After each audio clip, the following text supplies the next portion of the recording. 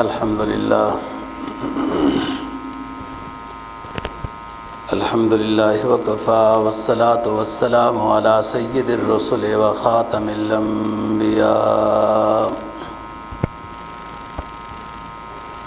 وعلى آله وأصحابه الذين أوفوا عهدا الذين هم خلاصة العرب الأربع وخير الخلائق بعد الأنبياء.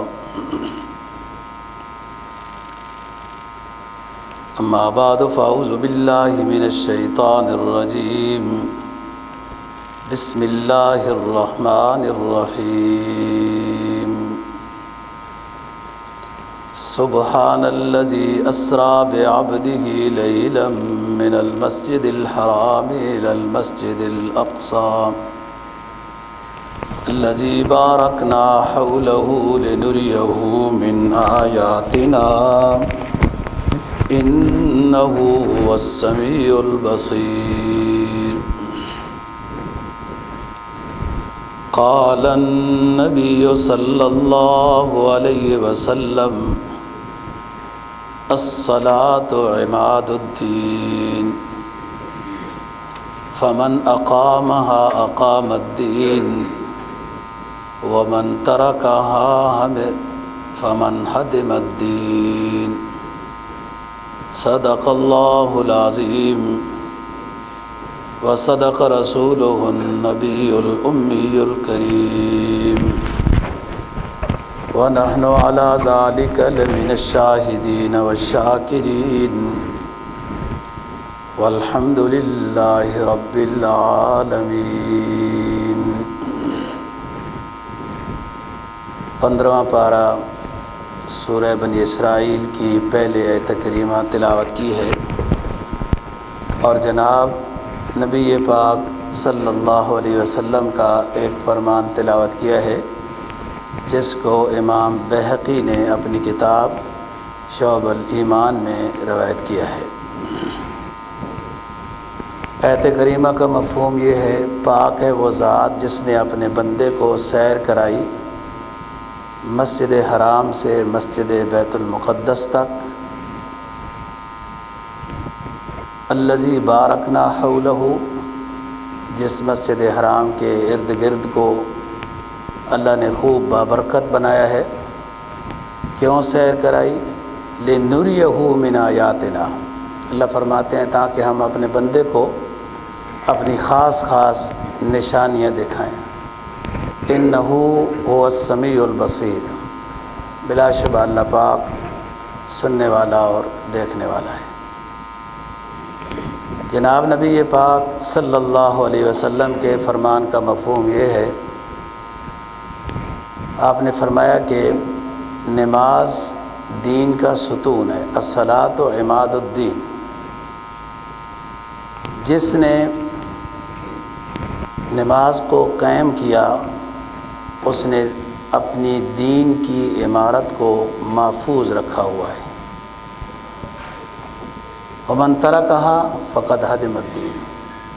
اور جس نے نماز کو چھوڑا ہوا ہے تو اس کی دین کی عمارت گر گئی ہے. ہدمہ کے معنی ہوتے ہیں دھڑم سے چیز کو گرنا، ختم ہو جانا. رجب کے مہینے کے آخری دن ہیں. گزشتہ جمعے پر حضرت امیر معاویہ رضی اللہ تعالیٰ عنہ کے مناقب پر بات ہوئی تھی کہ وہ بھی 22 رجب کو دنیا چھوڑتے ہیں اور نبی پاک صلی اللہ علیہ وسلم کے معراج کا سفر بھی اکثر لوگوں نے رجب کے آخری عشرہ 27 رجب کے بارے میں لکھا ہے. ویسے تو معراج کے بارے میں محدثین کے 10 اقوال ہیں. شوال کے مہینے میں ہوا، بعض نے کہا رمضان میں ہوا، بعض نے اور باتیں بھی کی. لیکن رجب کے 27 رجب کے بارے میں اکثر کا قول ہے اور مشہور یہی ہو گیا ہے. اسی مناسبت سے کہ رسول پاک صلی اللہ علیہ وسلم کا یہ جو معراج کا سفر ہے،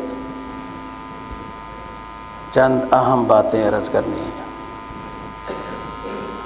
رسول پاک صلی اللہ علیہ وسلم کو معراج 11ویں بعثت میں ہوا، یعنی نبوت کے ملنے کے 10 سال مکمل ہو چکے تھے اور 11واں سال شروع تھا۔ اس کو کہتے ہیں 10 بعثت نبوی، یعنی آپ کو جو مبعوث کیا گیا، آپ صلی اللہ علیہ وسلم کو جو پیغمبر بنایا گیا، اس کے 10 سال گزر چکے تھے۔ اور مدینہ میں تشریف لانے کے بعد جب تاریخ کی بات کی جاتی ہے تو یوں کہا جاتا ہے سن 2 ہجری، سن 4 ہجری، یعنی نبی پاک صلی اللہ علیہ وسلم کے مدینہ میں آنے کے 2 سال بعد، 3 سال بعد۔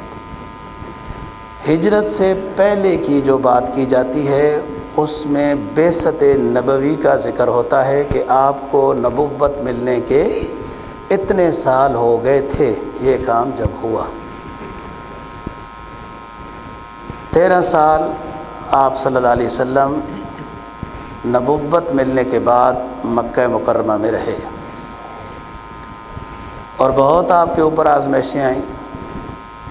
دین نام ہی آزمائشوں کا ہے، راحتوں کا ہے ہی نہیں۔ مومن کے لیے راحت تو آخرت کی ہے۔ الدنیا سجن المؤمن و جنت الکافر، دنیا مومن کے لیے قید خانہ ہے، سنبھل کے چلنا پڑتا ہے۔ نفس، ماحول، رواج، شیطان کی شرارتوں سے بچنا خود ایک جیل ہی ہے نا، ایک مصیبت ہی ہے۔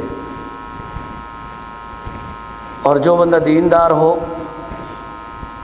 اس کے اوپر اور زیادہ مصائب آتے ہیں۔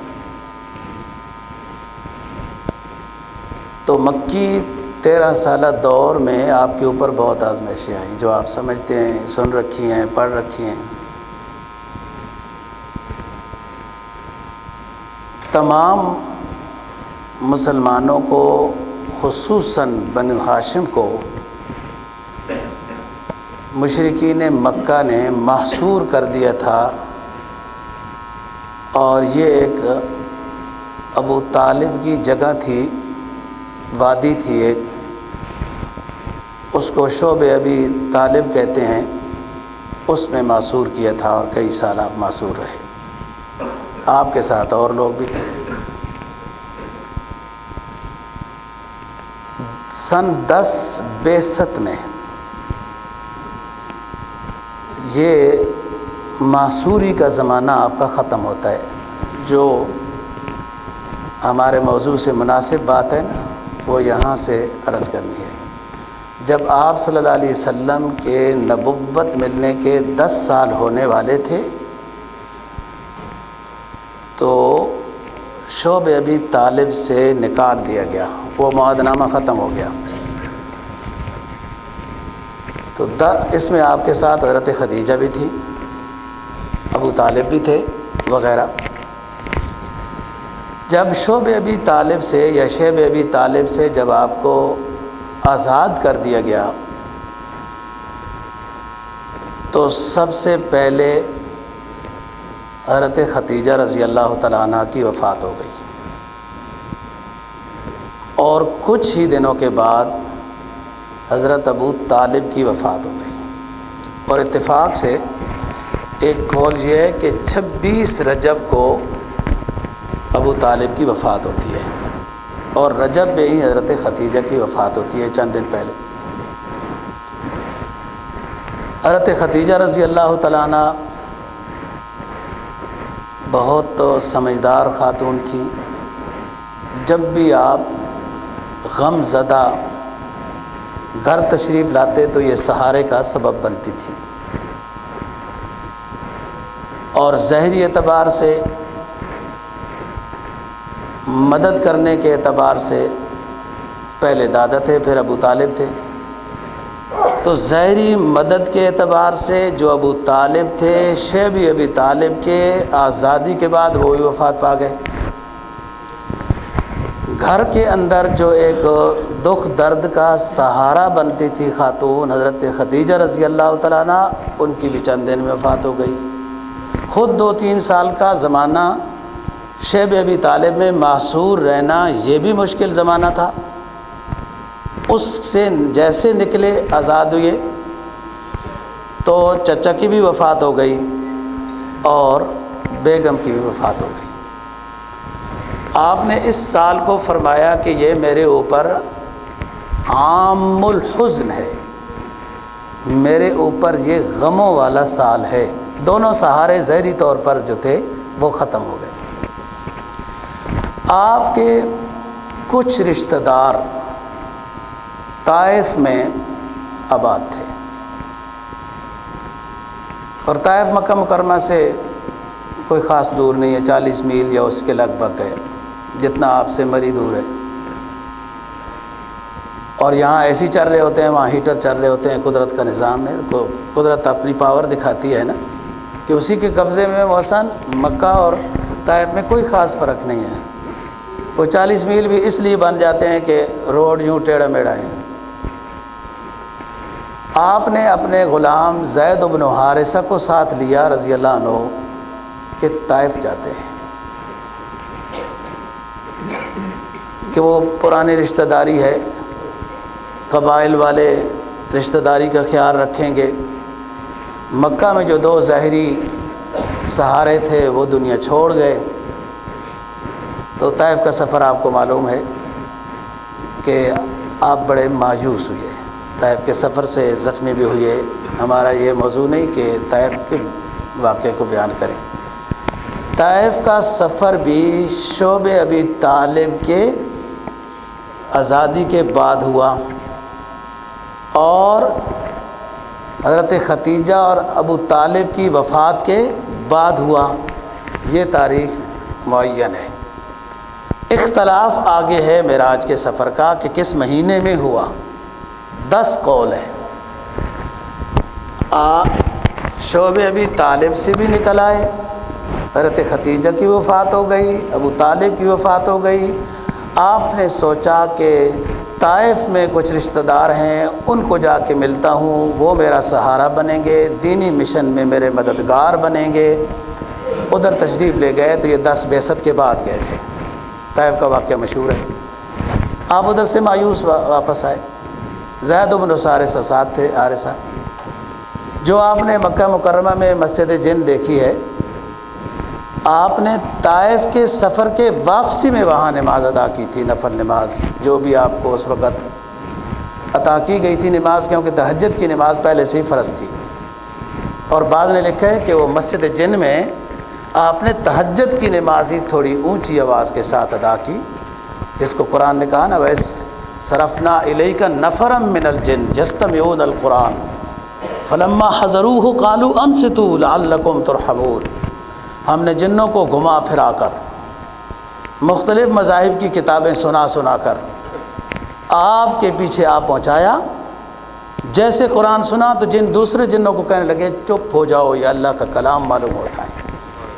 اور جب گئے واپس اپنے گاؤں میں تو مبلغ بن کر واپس گئے وہ جن۔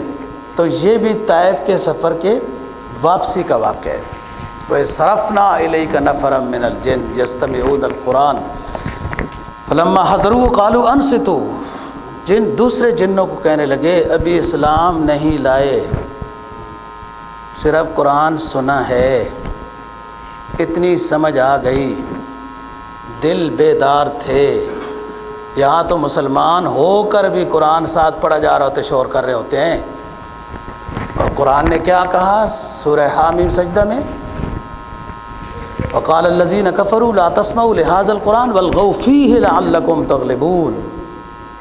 کافر دوسرے کافروں کو کہتے ہیں جب یہ مسلمان یا آپ صلی اللہ علیہ وسلم قرآن پڑھے تو شور مچایا کرو، تاکہ دوسروں کو سمجھ نہ آئے نا، بات ایسے غلہ غلہ شور مشارہ ہو جائے گا۔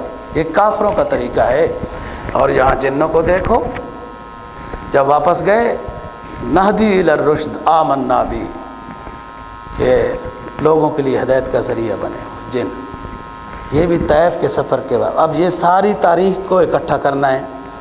سن 10 بعثت میں شیب ابی طالب سے رہا ہوئے، حضرت خدیجہ کی وفات ہوئی، ابو طالب کی وفات ہوئی، آپ کچھ مدد کے سہارے سے طائف تشریف لے گئے، واپس آئے، آپ بہت زیادہ پریشان ہوئے۔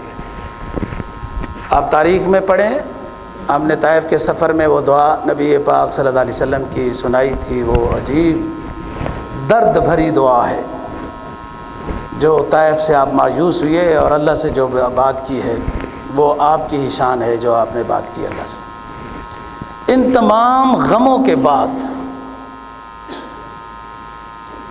اللہ تعالیٰ نے آپ کو معراج عطا کی ہے، یعنی آپ یہ سمجھیں کہ جب انسان پر دینی لحاظ سے مشقتیں آئیں تو پھر اس کے بعد اس کو عروج ملتا ہے، عروج ملتا ہے۔ حضرت یوسف علیہ السلام کے واقعے میں وہ جو بھائی ملاقات کر رہے ہیں اور انہوں نے پہچانا نہیں تو بعد میں پہچان لیا، وہ معذرت کرنے لگے، تو یوسف علیہ السلام نے کیا کہا جواب میں؟ ایک تو لا تثریب وغیرہ، فرمایا انہو من یتق ویصبر فإن اللہ لا یضیع اجر المحسنین۔ یوسف علیہ السلام نے بھائیوں کو بتایا جو بھی اللہ کی راہ میں صبر کرتا ہے، تقوی کا دامن نہیں چھوٹنے دیتا، تو اس کو اللہ یوں ہی نوازتا ہے کہ لوگوں نے تو کنویں میں ڈالا اور ہم نے مصر کا بادشاہ بنا دیا۔ نبی پاک صلی اللہ علیہ وسلم کی بھی یہی بات کہ اتنے غم، اتنی پریشانیاں، اور ان غموں کا اور ان پریشانیوں کا جو سبب ہے وہ اسلام کی تبلیغ ہے، اشاعت دین ہے، اور تو آپ کا ذاتی کوئی مسئلہ ہی نہیں تھا۔ تو آپ کو معراج کا سفر کرایا، جو مشہور قول ہے کہ 27 رجب کو ہوا۔ ٹھیک ہے، معراج کی بات کو کرنا، نبی پاک صلی اللہ علیہ وسلم کے 4 بڑے معجزوں میں سے معجزہ معراج، عقیدت و احترام کو دوبارہ تازہ کرنا، اس سے سبق لینا کہ معراج میں ملا کیا تھا رسول پاک صلی اللہ علیہ وسلم کو جو ہمارے لیے تھا، تاکہ ہم اس پر عمل کریں۔ یہ تو معراج کے واقعے سے جو سبق ہے اس کی بات ہے، لیکن اس میں لوگوں نے کچھ روزے بھی شروع کر دیے، کچھ رات کو شب قدر کی رات بھی کہہ دیا، فلاں، یہ حد سے تجاوز ہو گیا۔ معراج کا واقعہ بہت اونچی سعادت ہے، 4 بڑے معجزوں میں سے ایک معجزہ ہے، اور معراج میں نبی پاک صلی اللہ علیہ وسلم کے عروجی کمالات ہیں جو کسی پیغمبر کو نہیں عطا کیے گئے۔ آپ کا بہت بڑا اعزاز کا اظہار ہے، اور وہاں سے ملا کیا امت کے لیے اس پر ہمیں عمل کرنا ہے، یہ معراج کا سبق ہے۔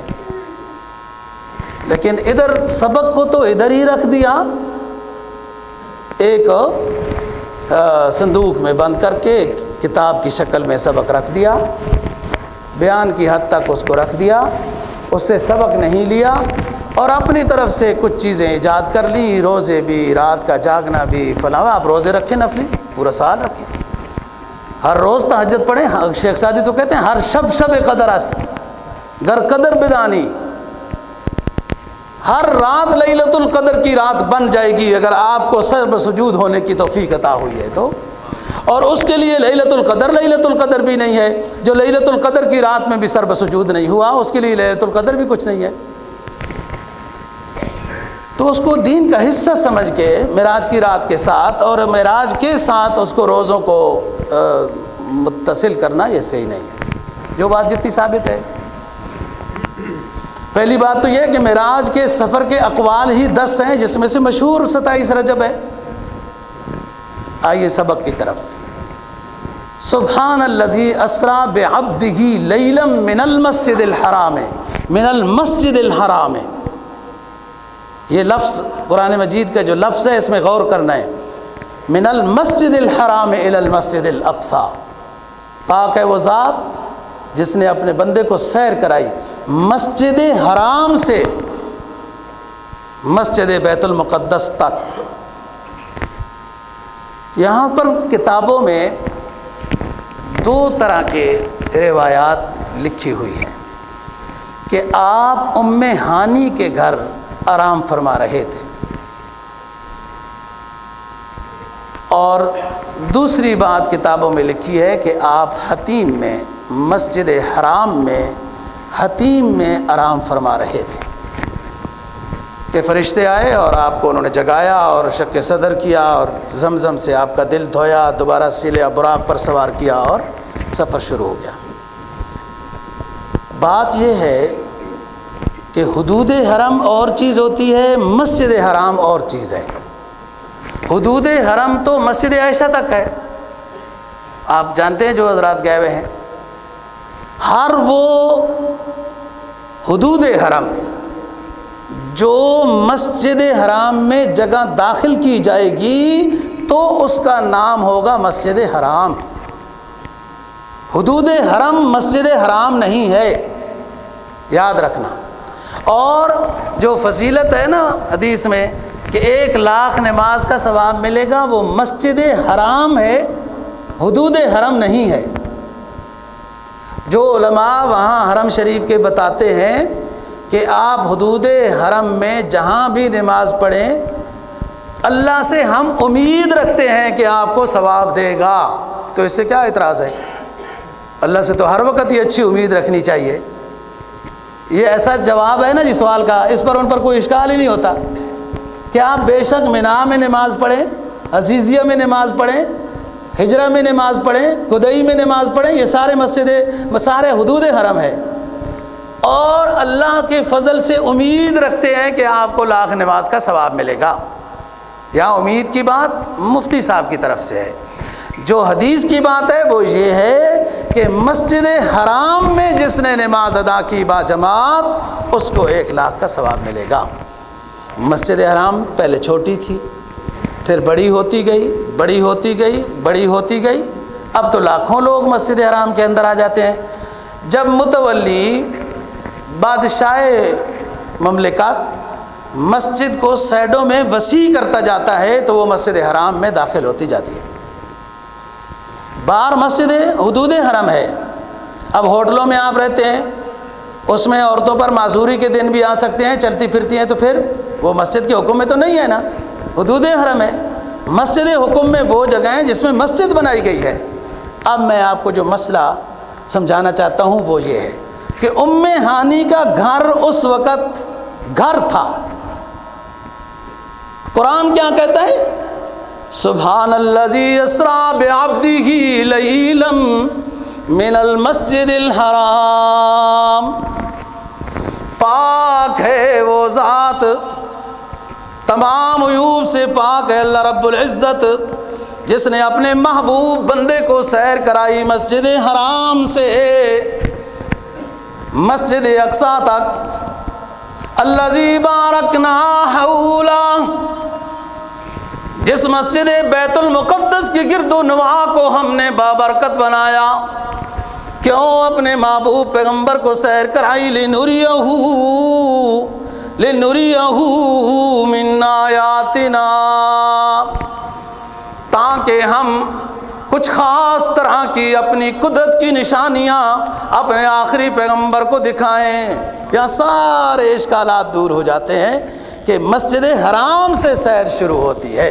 بہرحال کتابوں میں ام ہانی بھی لکھا ہے، مسجد حرام سے آپ کو جو سیر کرائی، اس میں عالم مثال کی کچھ چیزیں بھی اللہ رب العزت نے امت کی ہدایت کے لیے نبی پاک صلی اللہ علیہ وسلم کو دکھائی ہیں۔ مثلا راستے میں جا رہے ہیں، آپ نے جبرائیل علیہ السلام نے عرض کیا حضور یہاں 2 رکعت نماز ادا کیجئے۔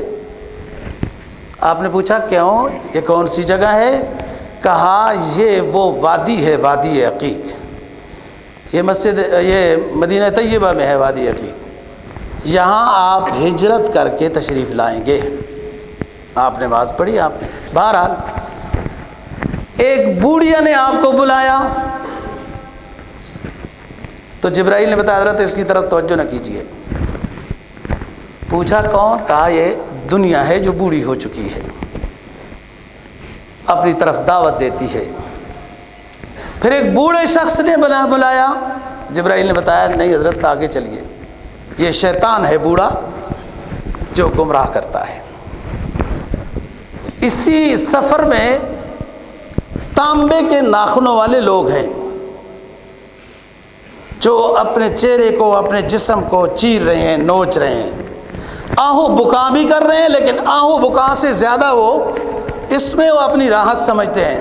جیسے بعض لوگ شریعت تو منع کرتی ہے لیکن کوئی مر جائے تو پیٹنا شروع کر دیتے ہیں، پتہ نہیں پیٹنے سے ان کا غم ٹھیک ہوتا ہے۔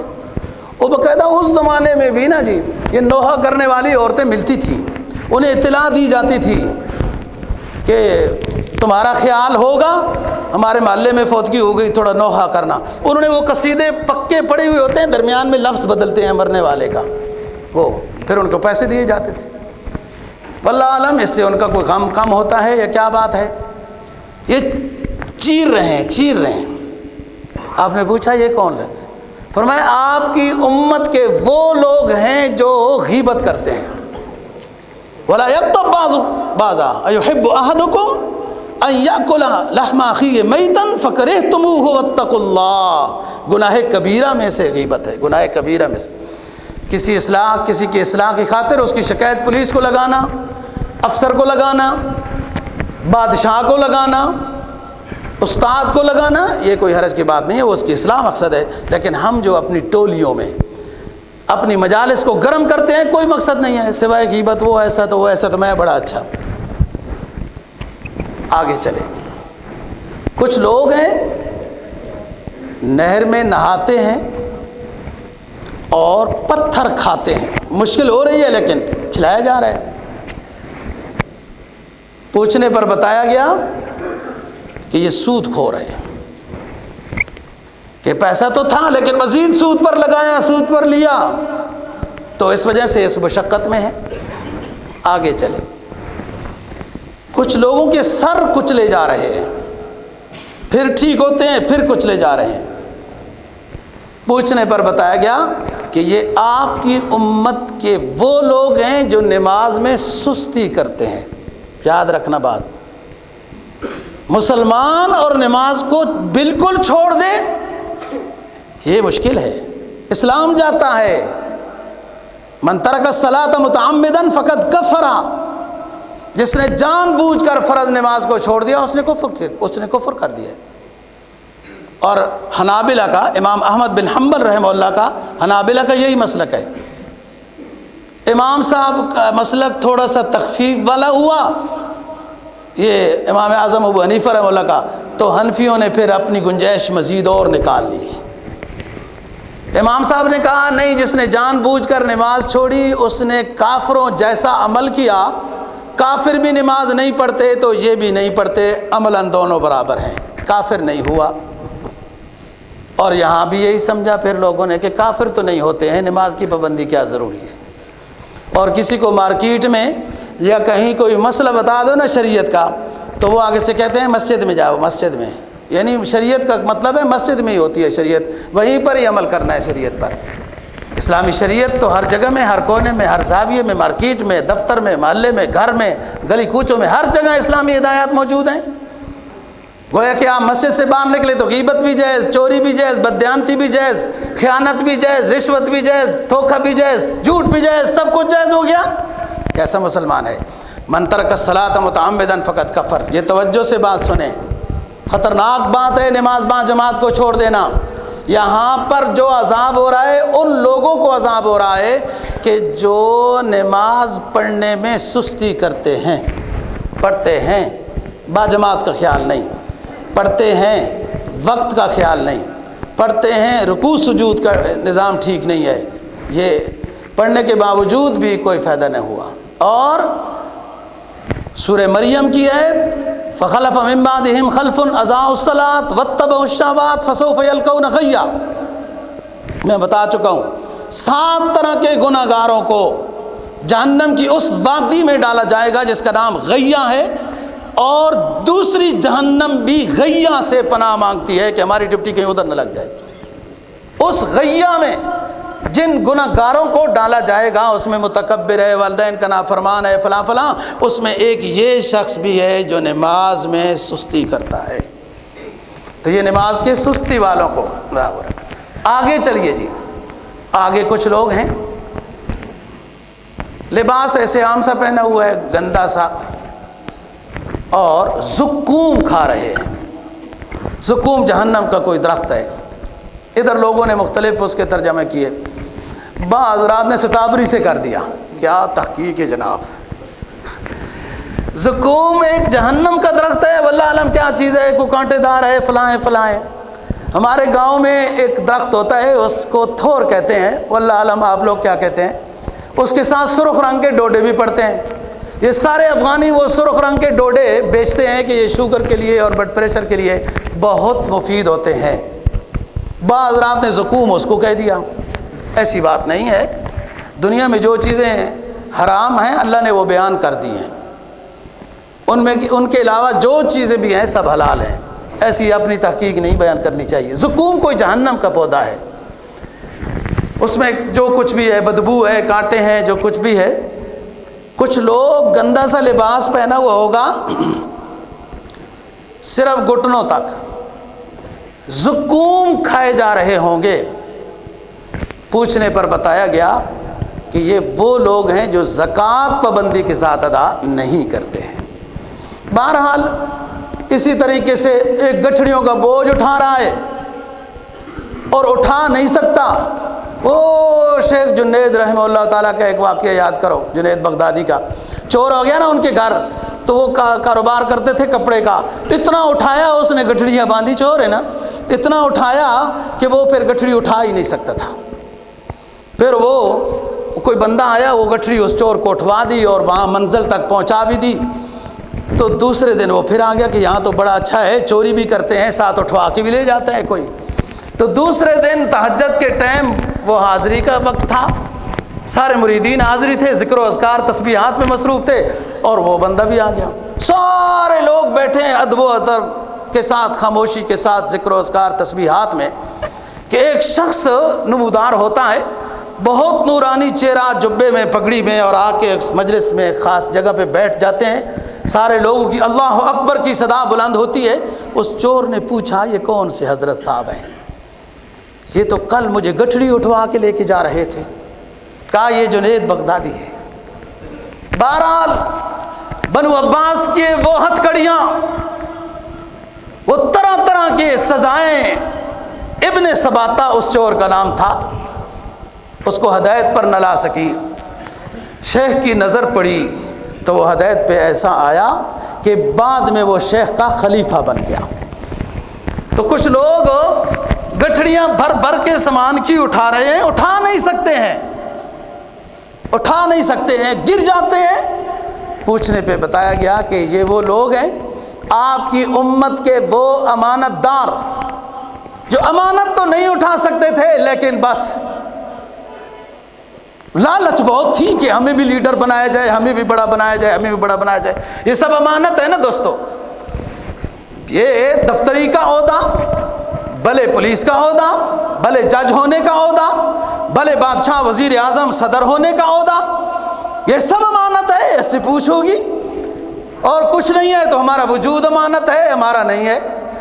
جب چاہے گا جس نے دیا وہی لے لے گا، تو پوچھو گی امانت۔ تو جو امانت اٹھا نہیں سکتا پہلے سے معذرت کرنی چاہیے، جی ہم بیمار ہیں، ہم پریشان ہیں، ہماری صحت ٹھیک نہیں ہے، ہم نہیں امانت اٹھا سکتے، کہ اور جو بوجھ خود نہ اٹھا سکے پھر اس غریب عوام کے اوپر اور ڈالتے جاؤ، اور ڈالتے جاؤ، اور ڈالتے جاؤ، پتہ نہیں اور کیا ہوگا۔ یہ تو سارا دن صبح دوپہر شام یہی سوچتے ہوں گے کہ کون سی چیز ایسی رہ گئی ہے جس میں ٹیکس نہیں لگایا، کہیں ایسا نہ ہو کہ آخرت میں ہم سے پوچھنا ہو جائے کہ اس پر تو ٹیکس نہیں لگایا، وہ رہ گئی ہے، وہ رہ۔ کمال ہے یہ کمال امانت کا بوجھ ہے، اور کمال ذمہ داری ہے حکومت کے، حق ادا کیے جا رہا ہے کہ اس عوام کے پاس آپ نے دیا کیا ہے جن سے اور لیتے جا رہے ہو، ٹیکس کرتے جا رہے ہو۔ خدا کے لیے اس قوم پر، اس مظلوم قوم پر، اس غریب قوم پر بادشاہ سلامت رحم فرماؤ، رحم فرماؤ، اللہ تمہارے اوپر بھی رحم کرے گا۔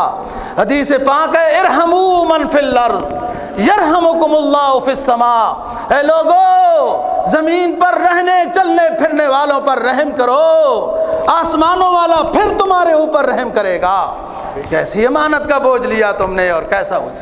اور آپس کے اختلاف اور یوں اور فلان اس طریقے سے، ہمیں کیا ہے تمہارے اختلاف سے فائدہ؟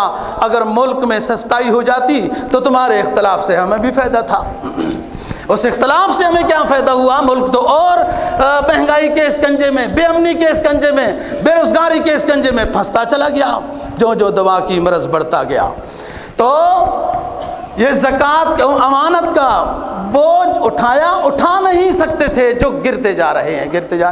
اس طرح عالم مثالی میں زکوٰۃ کے اور وغیرہ وغیرہ سب سے زیادہ فضیلت اس میں جو دکھائی گئی ہے، معراج کے سفر میں سب سے زیادہ جو فضیلت دکھائی گئی ہے وہ مجاہدین اسلام کی دکھائی گئی ہے، مجاہدین اسلام، اور جس سے ہمیں جناب ایسا دور رکھا گیا کہ نام لینا بھی جرم بن گیا۔ اور جب تک یہ مسلمان سوئے گا اسی طرح ہی ذلت کی زندگی میں رہے گا، جب جاگے گا تو اس کے بعد عزت کی زندگی آئے گی۔ آپ صلی اللہ علیہ وسلم کو سب، ہمارا وقت تھوڑا ہے تاکہ اہم بات سامنے آئے، آسمانوں، ساتوں آسمانوں سے اوپر تک، عرش تک لے گئے، ایک جگہ ایسی آئی۔ علامہ سیوطی لکھتے ہیں کہ جبرائیل علیہ السلام نے معذرت کر لی، بدو گفت سالار بیت الحرام کہ اے حامل وہی برتر خرام، چو در دوستی مخلصم یافتی، عنانم ز صحبت چرات آفتی، بگفتا فراتر مجالم بماندم کے نیروے مالم بماند، اگر یکسرے موئے برتر پرم، فروغ تجلی بسوزت پرم۔ سرکار دو جہاں صلی اللہ علیہ وسلم نے فرمایا چلو نا آگے، آپ تو بڑے مخلص دوست نظر آتے ہو، رفیق سفر بنے ہو، راستے سے الگ ہو رہے ہو۔ یہ شیخ سعدی نے اپنے انداز میں اس کو معنون کیا ہے، فرمایا چوں در دوستی مخلصم یافتی، عنانم ز صحبت چرا تافتی۔ سرکار دو جہاں صلی اللہ علیہ وسلم نے فرمایا جبرائیل تم دوستی میں تو بڑے مخلص نظر آتے ہو، یہاں سدرۃ المنتہا میں رک کیوں گئے ہو؟ جبرائیل نے عرض کیا اللہ کے آخری حبیب، اس جگہ سے آگے جانے میں ہمیں اجازت نہیں ہے، بالفرض اگر ہم اس جگہ سے آگے تھوڑا سا بھی جانا چاہیں مجال نہیں ہے، آگے جانے کی ہم میں طاقت نہیں ہے، ہمارے اندر وہ صلاحیت اللہ رب العزت نے نہیں رکھی کہ عرش پہ جا سکیں، اللہ کے قریب پہنچ سکیں، بس یہاں تک جا سکتے ہیں، اور اگر ہم جانا چاہیں بھی اللہ کی نور کی تجلی سے ہمارے پر جل جائیں گے، آگے نہیں جا سکتے۔ سرکار دو جہاں صلی اللہ علیہ وسلم آگے گئے، جیسے اللہ رب العزت کا دیدار ہوا آپ سجدے میں چلے گئے، یہ شکر کا سجدہ ہے، کتنا اونچا اعزاز ہے۔ نبی پاک صلی اللہ علیہ وسلم یجد کا یتیمن فآوا،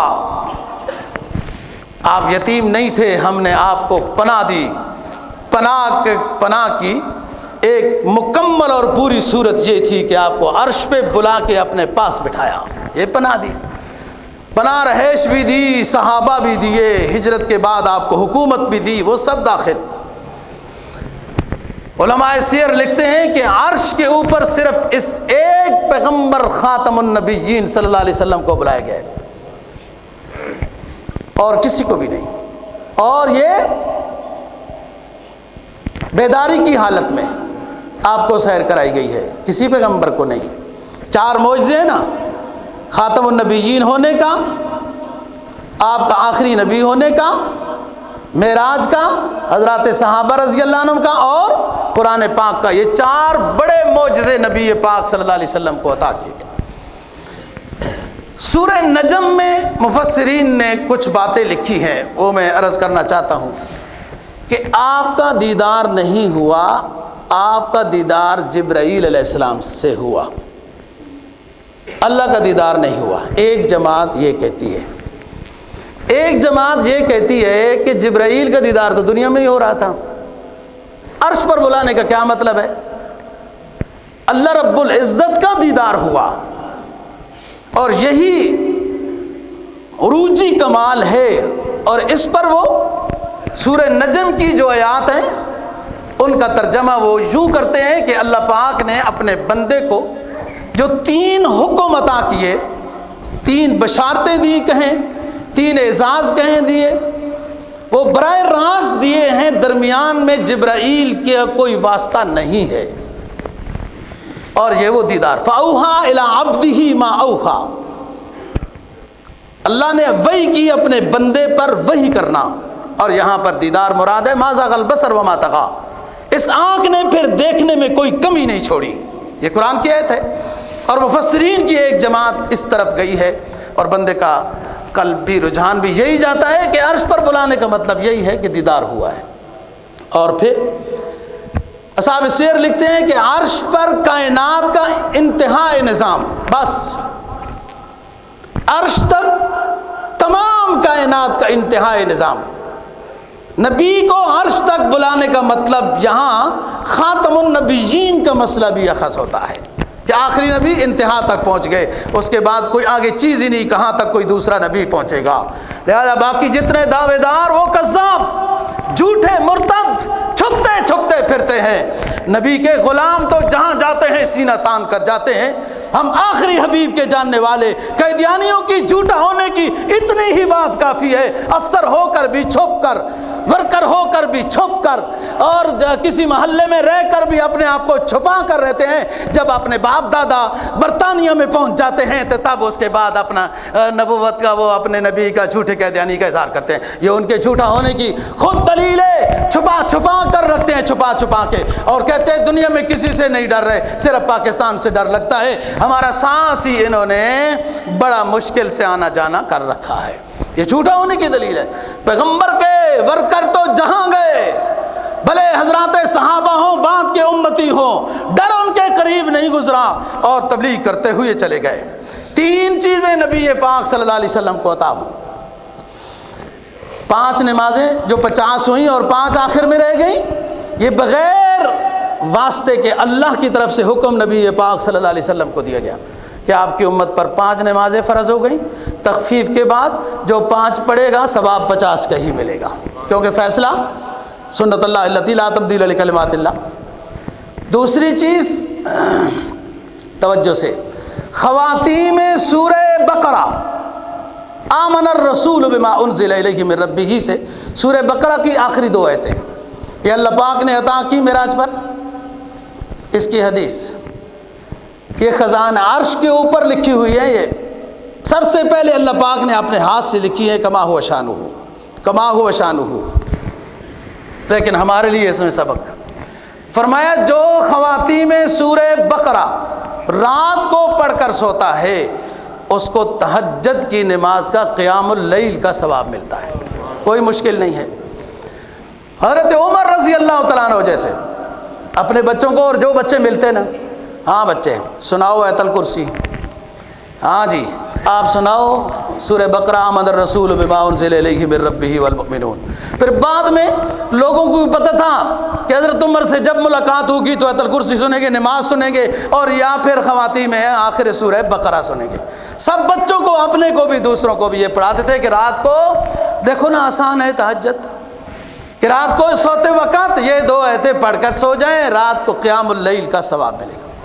ایک اور بات اس کی فضیلت میں فرمایا کہ جو یہ مانگتا ہے ربنا لا تؤاخذنا ان نسینا او اخطانا، انہی آیتوں میں ہے، یہ پہلے سے قبول شدہ چیزیں ہیں، بس جو مانگے گا اس کو عطا کر دی جائیں گے۔ یہ انعام کی گٹھڑی پہلے باندھی ہوئی ہے، تیار ہے، جو اس میں بتایا گیا ہے، بس جو مانگے گا یہ اس کے حصہ میں آ جائے گی۔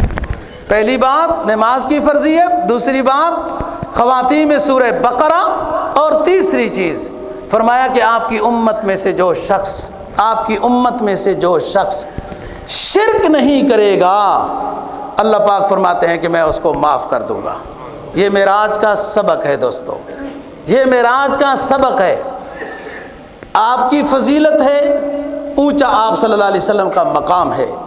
اور امت کو کیا ملا؟ نماز کی پابندی، خواتین سورہ بقرہ اور اللہ کی ذات و صفات میں شرک نہ کیا جائے۔ میرا کہنا اور آپ کا سننا اللہ پاک قبول و منظور فرمائے، دین کی سمجھ نصیب فرمائے، اور اس پر عمل کی توفیق نصیب فرمائے۔ وآخر دعوانا